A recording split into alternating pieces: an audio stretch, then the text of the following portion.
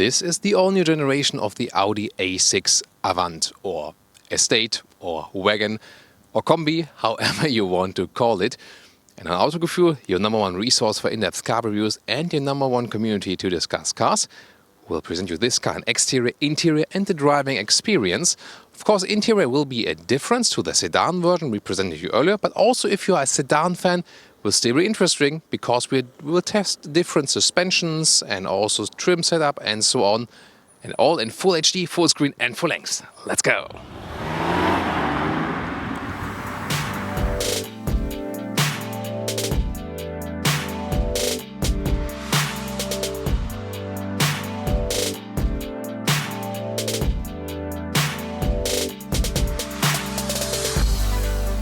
So in the front we have this huge single frame grille. We got the S-line on the exterior, but still with chrome contrast here, and that's the way I would also pick it. Then a Sepang blue color. That's what we call Thomas blue here, because this color here is my favorite one. Really cool. The Ara blue, by the way, is also pretty cool, but for the A6 you can only get the Ara blue over the exclusive program. This one here then a stock color, so I would definitely pick this one. The new headlamps here, they come standard with LED, optional then, which we have here, with a matrix LED and also for the high beam function. And they kept the 3D Audi logo, so put the sensors, for example, here, and I think that's a good decision. I want, when I buy a 100,000 euro car or something, with all the extras, I want a 3D logo in the front, don't you? 4 meters 94 or 16 foot 2 is the length. It's the same for the A6 sedan and for the A6 Estate. And you see this rather simple design language here with the chrome roof rails stretched towards the rear end. If you compare it to the predecessor generation, it looks way flatter, although you don't lose too much headroom on the inside, I can already tell you so far. And then some main design lines here directly at the window frames, and then on the height of the door, this is the dropping line dividing in light and shadow. Of course, also with keyless entry, putting your hand inside, opening it, and outside here to close it again. 17-inch, it starts with the rims. Those ones are the optional maximum 21-inch rims. Wow, they look so massive. They look really spectacular. But then again, will they make you lose comfort when we drive it? We will test that today in the driving part. And of course, if they are so big, it's always the danger to scratch them. S-line badge here right there. For the exterior, you can also combine different exterior and interior packages, so we won't have an S-line interior today, a different one, showing you very soon. And of course, what about the rear perspective? Is that really way different than from a sedan? Let's find out. In the rear, you can see that those taillights are pretty much similar for sedan and for the Estate. If you have the higher trim bills, you can also see you have the cascading turning indicators I'm using with the key here at the moment. A pretty spectacular effect always. But the question is, when I was driving behind some of the cars, I think at some point it's maybe also a little bit annoying. I have mixed feelings about that. Either, is it cool or annoying? I don't know yet. What do you think? Other than that, it's just, with the rear window, that's a little bit different. And of course, then with the hatch, electric tailgates come standard. We will soon show you that. And in the lower part, they have those tips here which form an exhaust, but they are not really an exhaust. The rear one is again there, just below here, and actually with two exhaust tips from a very low part. But I think they could also leave that.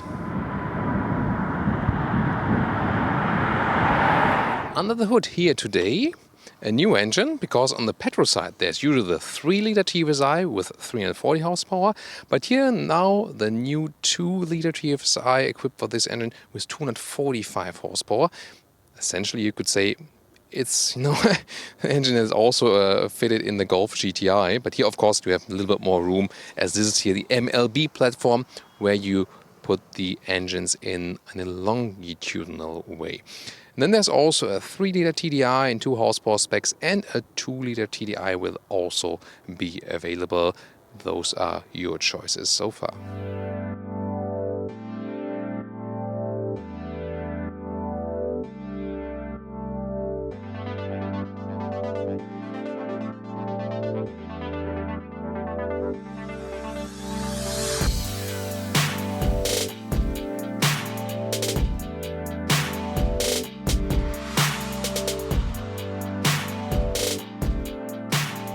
this is the car key. You can also use the keyless entry function, as I said. And we also have the soft close right there. Magic. Of course, you have to pay it extra. Then we have the design selection line on the interior here today. And this, for example, here with matte wood. Really feels very natural, really cool. Then bright Alcantara. And what a great contrast in styling to the blue exterior. Galvanized buttons here. They have even a clicking sound. So the build quality is superb, and I think at the moment top notch in the whole industry. Well, room for bottles is just for smaller ones here. Here's another way to open the trunk, by the way. This S-line entry badge is still from the exterior package, by the way. But then the rest of the interior is design selection, and you can see here. At the moment the screens are off. We'll soon turn them on for you, but so you can see all in black at the moment. Pretty large steering wheel with those big holes right there. And also more matte wood on this here.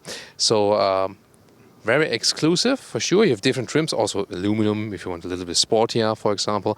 And then those seats, you have different forms. You have a base seat, a sport seat, a Sport Plus seat with integrated head restraint, and this one is the so-called multi-contour seat, so the top luxury seat, so to say. Unfortunately, this one is only equipped with animal skin, so I really like the styling. The bright styling looks so great. Of course, you can always argue about how is it, possible to clean it? Does it get stains from jeans and so on? But the bright style, especially as contrast to the blue, looks so amazing. Then again, if you want fabric seat, then you have to go with the base seats, at least in Europe. Some markets might be offering leatherette seats as well, but not in the higher trims. And the sport seats would also be available with Alcantara on the inside. So let's get inside. Easy entry, but a standard, let's say, sedan seating position, although we have the Avant here, but those cars are really not different in the height. You can vary the height a little bit if you pick either, go from a base to the sport suspension, which is 20 millimeters lower than the adaptive suspension we have here today, or with the air suspension. There you can also, change the height, but the base height then is usually the same. But who buys this car with the 20 millimeters lower sport suspension? I guess it won't have a big take rate. Well, for me, 1.86 m or 6'1". Plenty of headroom left today with no panoramic roof, but of course there is also one available optionally. Bright ceiling here. Then the seating position is really super comfortable, one of the most comfortable cars on the market, also on the long-term one. Tested that one also in a sedan quite often. The steering wheel does have an electric control right here. You've seen also in the other review, you have to order it extra.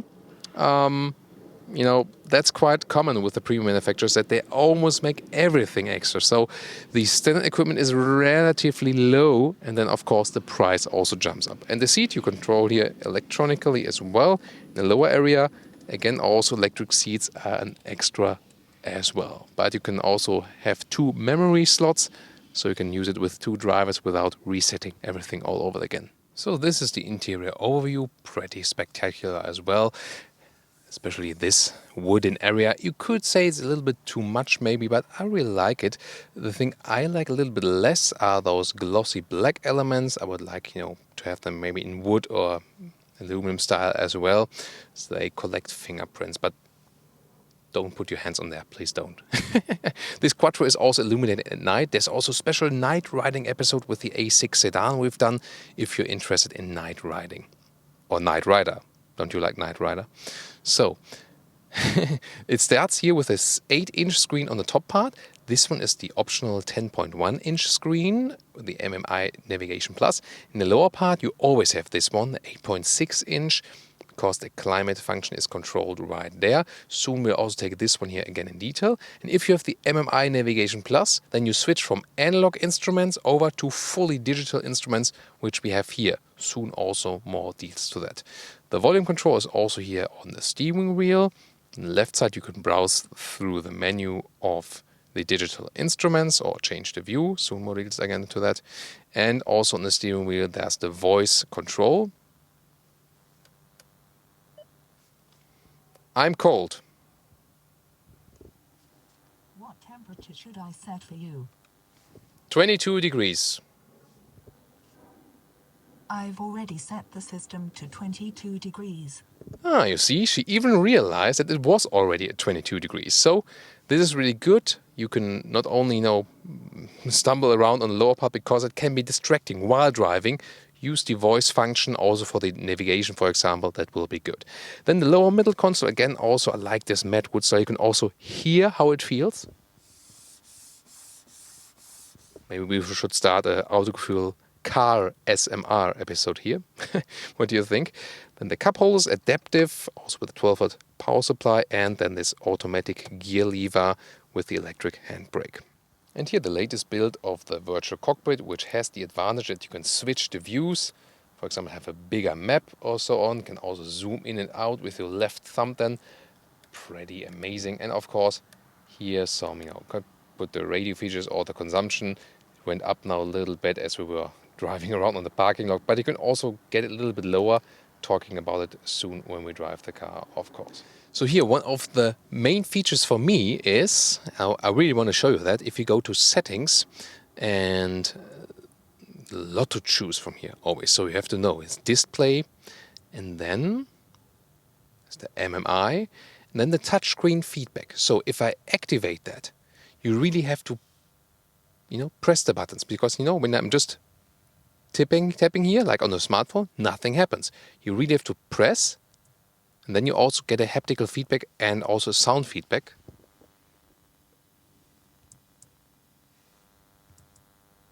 But the problem is, everything is so slow. But then if you have it like a smartphone, if you deactivate it, so I now really found how to deactivate it, then actually you can control everything quite fastly. And I really like that because, we're used to that from the smartphones. Very fast processor. Look at the screen. Wow, it looks really amazing as for the resolution. And really cool to browse around. Good system as for that one. And so much easier to use if you can just tap it. You can, for example, also have the auto drive select here, or also just use the lower buttons. But they're not that well to control while driving, I have to say.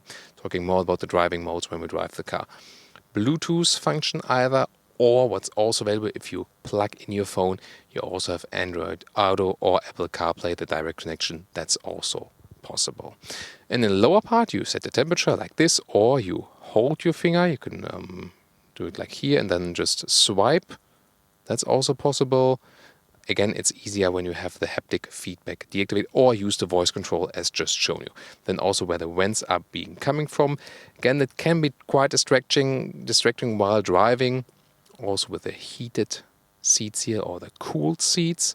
We even have a massage function for the seats, by the way. And if I press that button on the left side of my seat, you see that it appears here, and with wave pulled stretch and rest shoulder and activation and everything, revitalization, intensity, always set it to the max.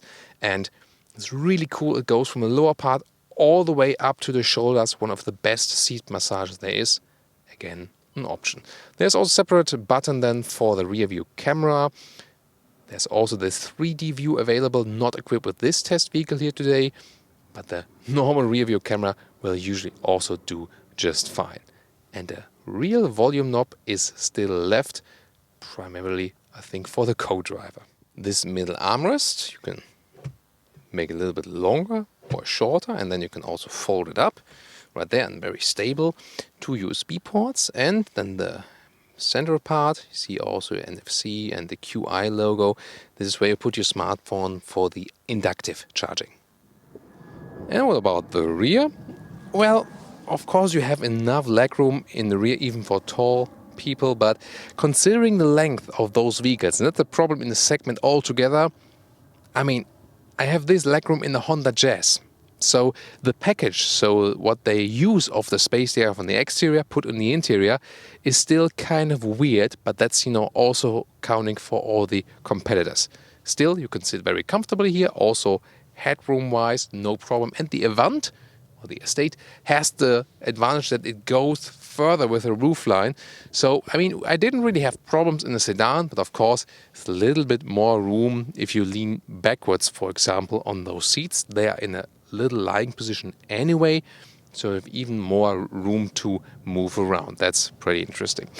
And you can also have the ISOFIX, that's standard then, on the outside seats, and you can also flip the seats already from here if you want so, or use this middle armrest right there, also with cup holders and some storage area, and then also able to just, sorry, this way, to go right there. They can just use this ski hatch and load, for example, just the middle part through, you know, maybe for some wood bars or then for some skiers. And finally, this is the optional 4-zone AC. Pretty cool. Also has a clicking feedback. And in the lower part, 2 USB ports. But the downside is, you see, it's a massive middle tunnel. So sitting here in the middle seat is almost impossible. So what about the hatch? This is the important stuff here. You can open it here, you can open it with the key, or there's also this entry function available with the foot kick. Pretty cool when you have stuff in your hands. And there we are. Good opening, very high. I'm 1m86 or 6'1" if you remember. And then there's the closing button. We'll soon show you that. Here, the top cover raises automatically. That's really handy.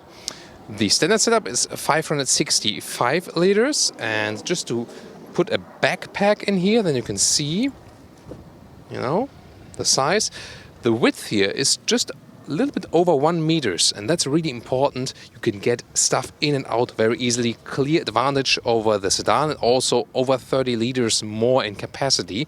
And then we can also flip the seats right here and left side. And there's a 40-20-40 split, so you can also separately just move the middle one.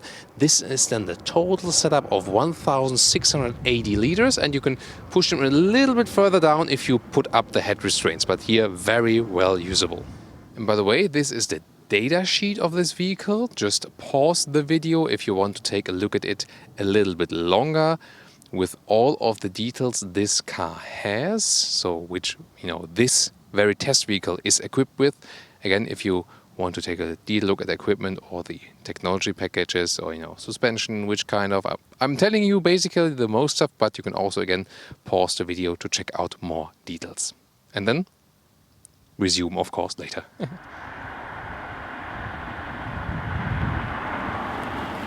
Welcome to Thomas's driving lounge here today at Frankfurt Airport, and I'm starting directly here because it's super loud here in this tunnel area, and it's super silent in this vehicle. So you don't realize anything which is going on outside because it's so super silent in here. And this is also one of the main features of this vehicle that belongs to this luxury well-being concept, that you could really relax, take a deep breath. Everything is perfectly silent in here. That's really cool. What's not really cool is that I have the side camera mounted, and now I have to enter this card here. So I have to open the door, get unlocked. No, that happens when you do car reviews, right?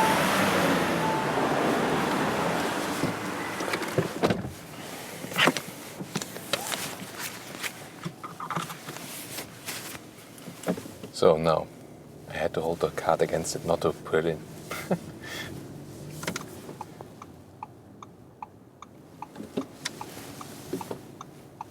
So, and from absolute silence, you know, and just rolling in a cozy way, we directly get onto the motorway, which is the second important discipline of this car. It will be used on the motorway, also at long-term runs, quite a lot.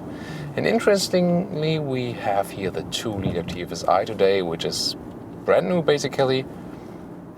Wasn't available so far. In this case here, 245 horsepower. And the all-wheel drive is also the Quattro Ultra. That's basically for all of the Audi A6 except the 3-liter TDI, the strong horsepower version.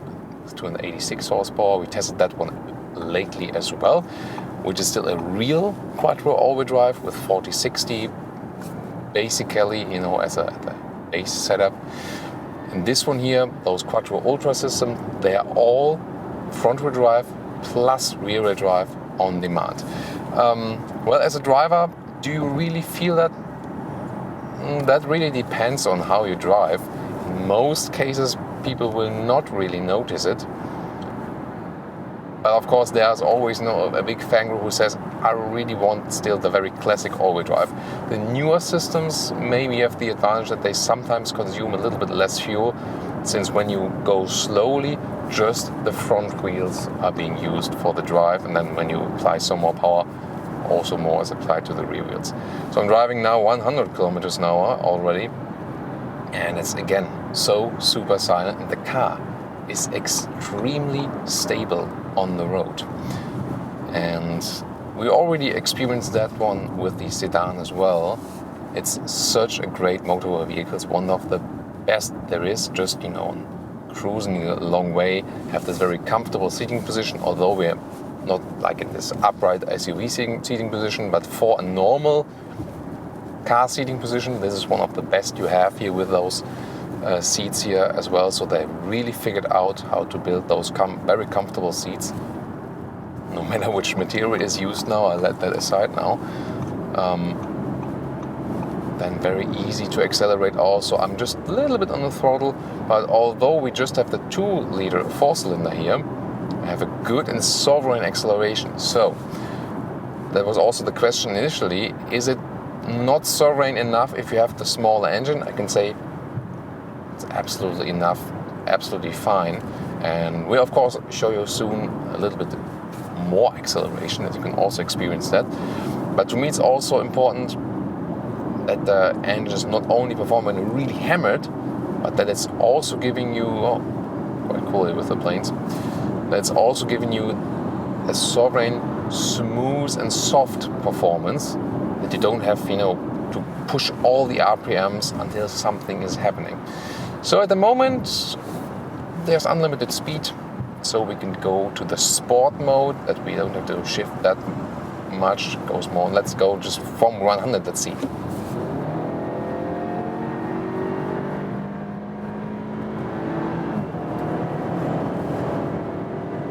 That's 150 kilometers an hour. So that was 100 to 150 kilometers an hour. This is where the difference between the 3-liter engines and the 2-liter engines becomes apparent. If you start from standstill, from zero, the smaller ones will also do just fine.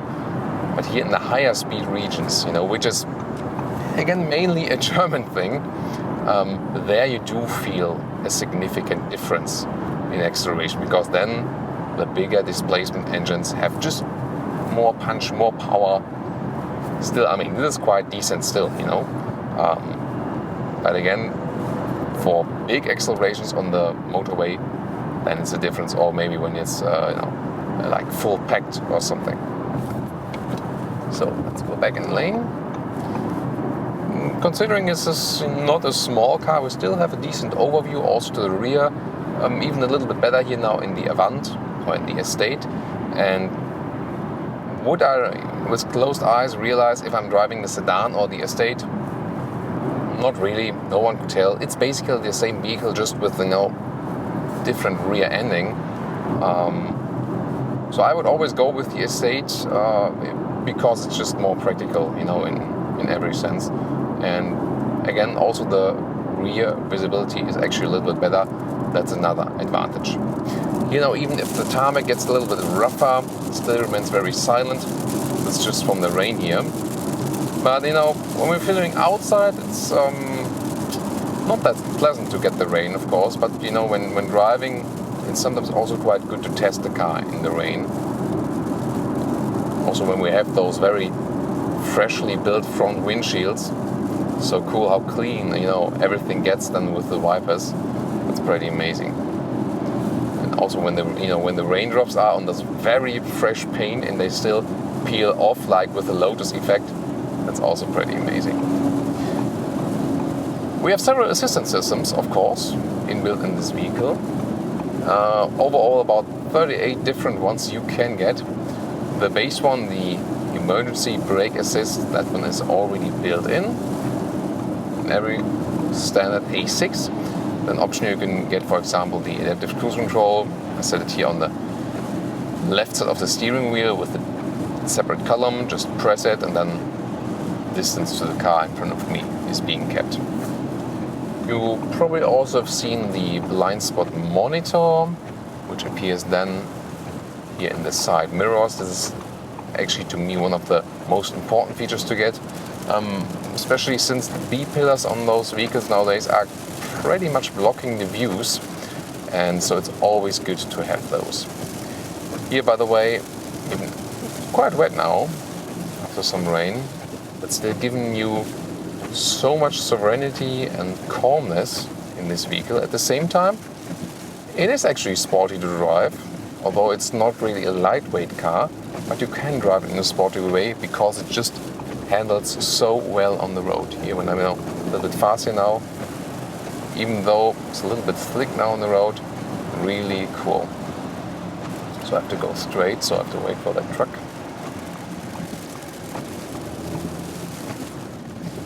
So if you compare it, for example, with the smaller model, with the A4, of course the A4 feels some more agile.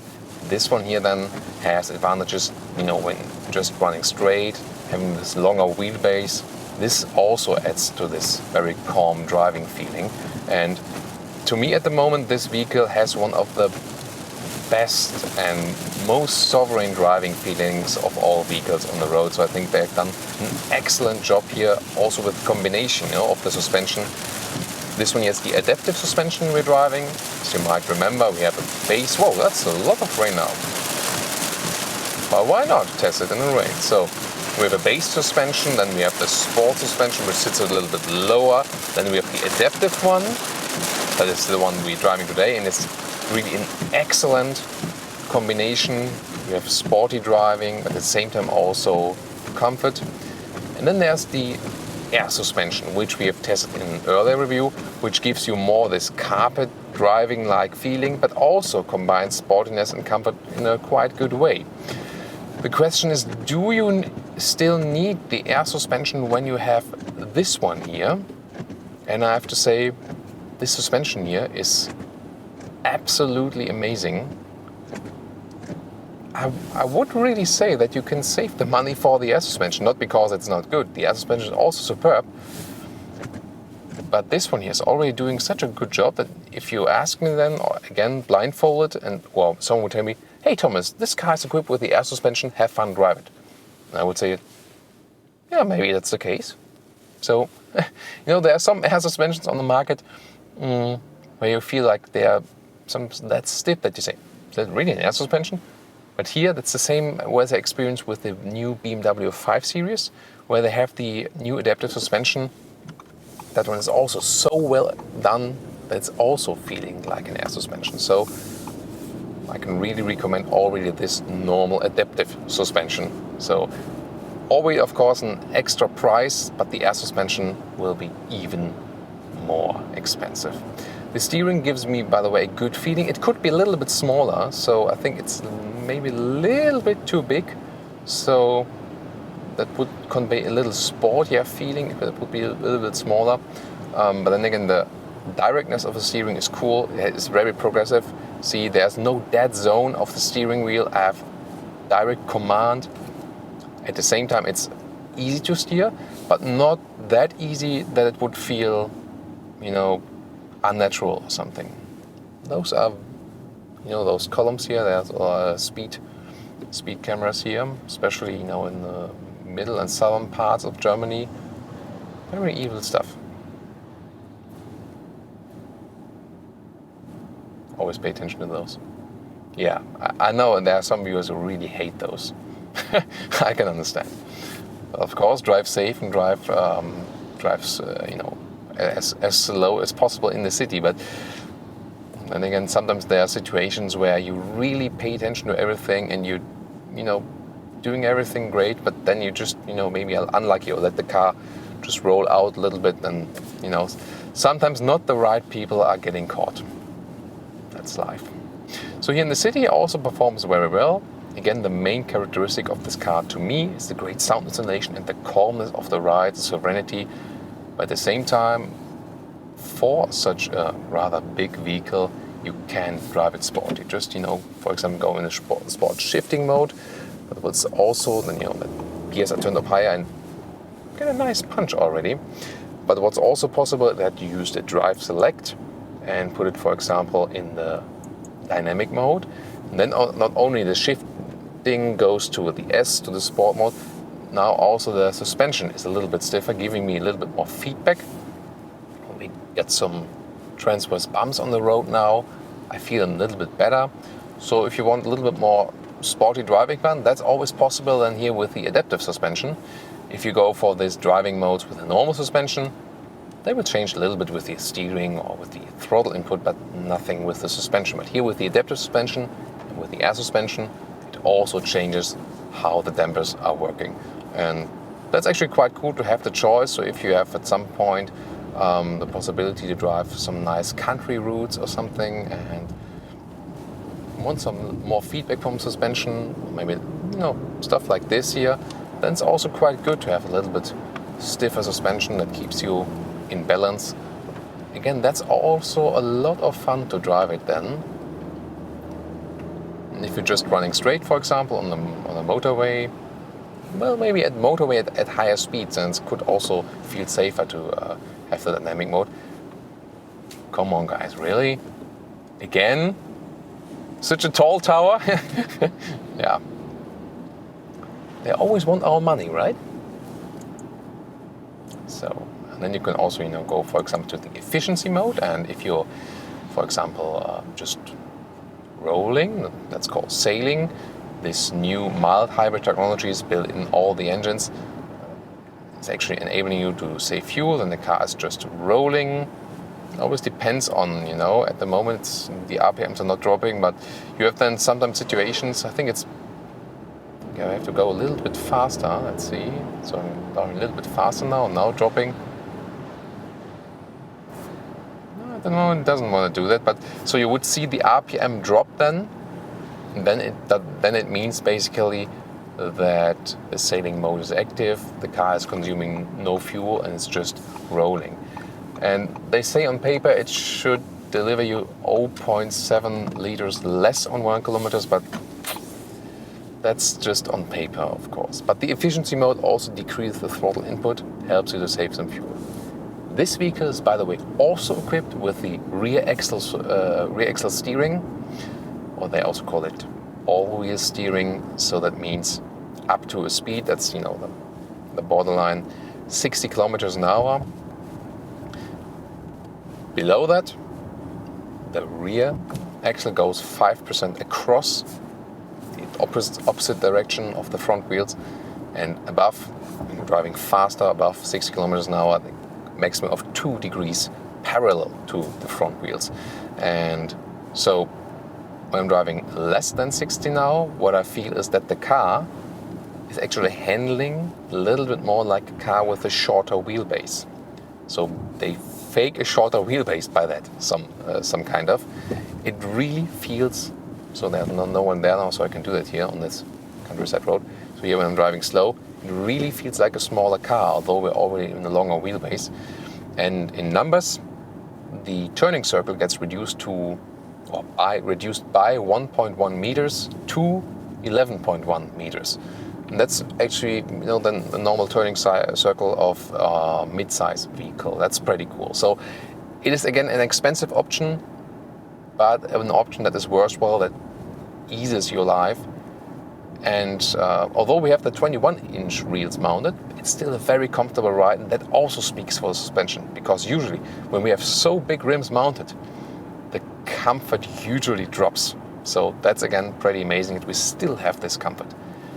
But again, for parking and stuff, it's easier to go for smaller rims.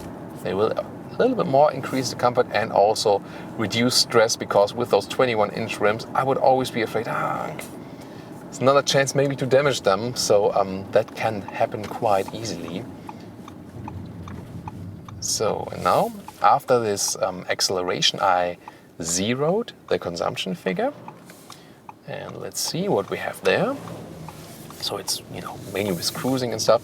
7.5 liters on 100 kilometers. And that's quite decent. Of course, if I would have some more acceleration or city driving in there, this would probably go up a little bit.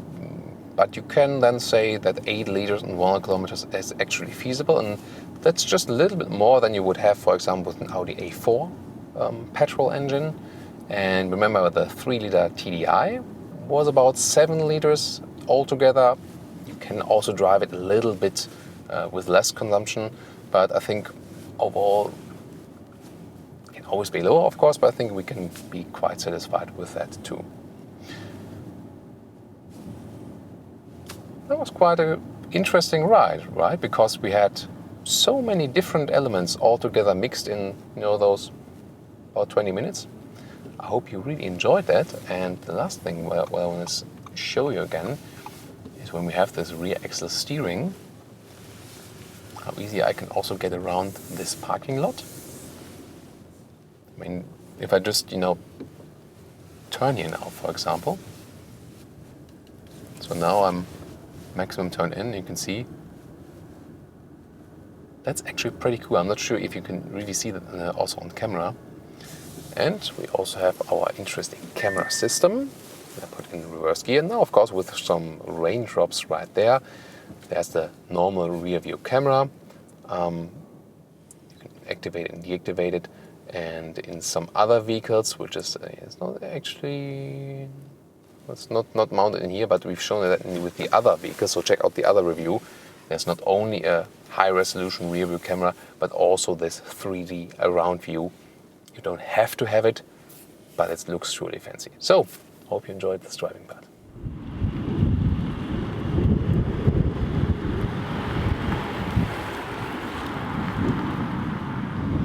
So just received some greetings here from one of our German fans. Always great to meet you guys in person then. Sometimes it happens out there, so always great. And recently also in Romania, met a lot of you guys there, was really a pleasure. So conclusion for today with the Audi A6 Avant. Well, driving-wise, it doesn't really matter if you have the estate or the sedan version. This one here, of course, is more practical. Sadly not available in the US. And, probably most of the manufacturers say estates won't sell in the US. But we also receive feedback that you think it's maybe different nowadays. I don't know. What do you think? Leave me your comments.